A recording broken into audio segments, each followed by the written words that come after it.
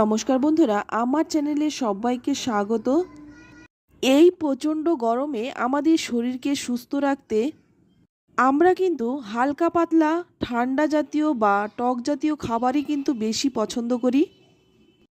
তাই এই প্রচণ্ড গরমে লু থেকে শরীরকে সুস্থ রাখার জন্য আজ আমি এই ভিন্ন স্বাদের রেসিপিটি আপনাদের সাথে শেয়ার করব। খেতে অসম্ভব ভালো আর খাওয়াও কিন্তু আমাদের শরীরের পক্ষে ভীষণই উপকারী। আশা করছি আমার এই ভিন্ন স্বাদের রেসিপিটি আপনাদের ভীষণ ভালো লাগবে। ভালো লাগলে আমার চ্যানেলটি সাবস্ক্রাইব করে নেওয়ার অনুরোধ রইল। চলুন তাহলে দেখে নেওয়া যাক। তো প্রথমেই এখানে আমি দুটো পেঁয়াজ খোসা ছাড়িয়ে তারপর পরিষ্কার করে ধুয়ে নিয়েছি। এবার পেঁয়াজ দুটো আমি লম্বা লম্বা করে কেটে নেব। এখানে কিন্তু পেঁয়াজটা আমি লম্বা লম্বা করে কাটছি, তবে আপনারা চাইলে ছোট ছোট করে অমলেট কাটও কেটে নিতে পারেন।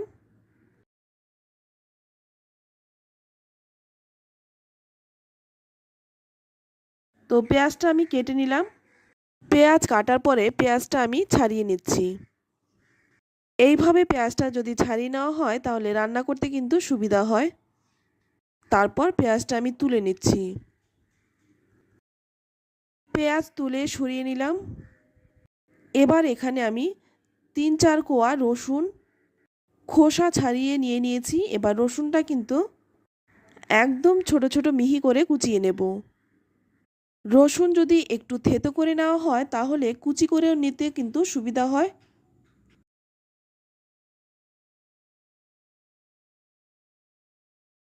তো রসুনটাও কিন্তু খুব মিহি করে কুচিয়ে নিলাম। এবার রসুনটাকেও তুলে নিচ্ছি। রসুনটা কেটে তুলে নিলাম। এবার এখানে আমি নিয়ে নিচ্ছি দুটো কাঁচা পাকা লঙ্কা, বা লঙ্কাটাও কিন্তু ছোট ছোট করে কেটে নেব। ঝালটা কিন্তু নিজেদের স্বাদ অনুযায়ী দেবেন, যে যেমন ঝাল পছন্দ করেন। তবে এটা কিন্তু একটু টক ঝাল হলেই বেশি ভালো লাগে খেতে। তো লঙ্কাটাও কিন্তু কেটে নিলাম। এবার অপর দিকে একটা ফ্রাইং প্যান গরম করে নিয়ে এর মধ্যে দিয়ে দিচ্ছি 1 চামচ সাদা তেল। তেলটা গরম হয়ে গেলেই ফোড়নে দিয়ে দেব সামান্য একটু গোটা জিরে, 3টে শুকনো লঙ্কা। একটু নেড়েচেড়ে নিয়ে এর মধ্যে দিয়ে দিচ্ছি 1/2 চামচ কালো সর্ষে।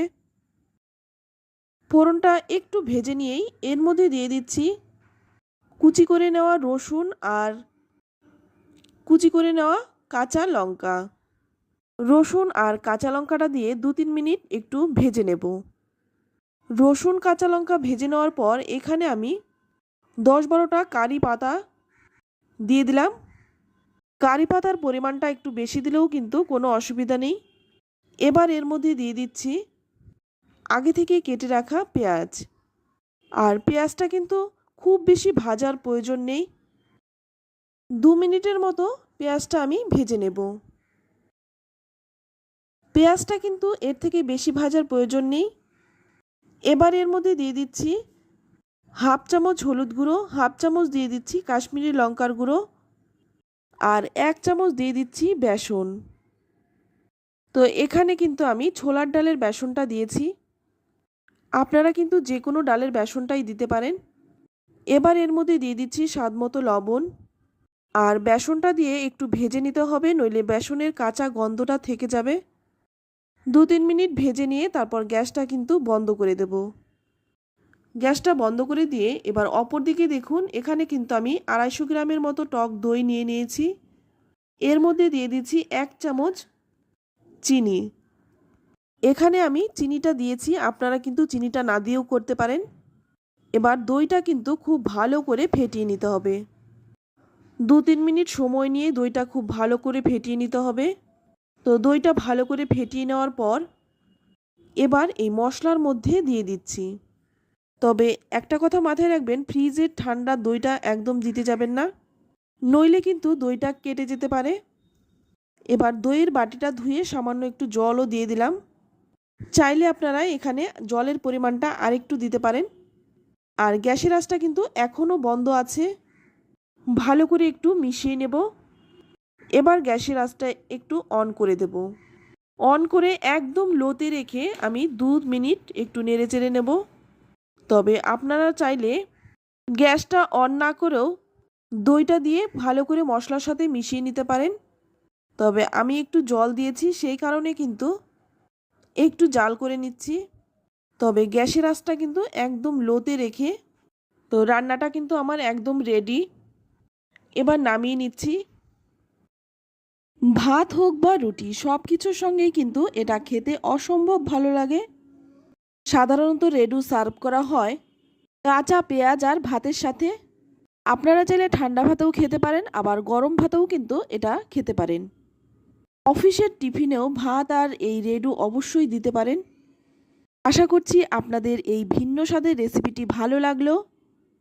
ভালো লাগলে এই প্রচণ্ড গরমে দুপুর হোক বা রাতে এই রেসিপিটি বানিয়ে নিজেরাও খেতে পারেন, আবার পরিবারের মানুষদেরও খাওয়াতে পারেন।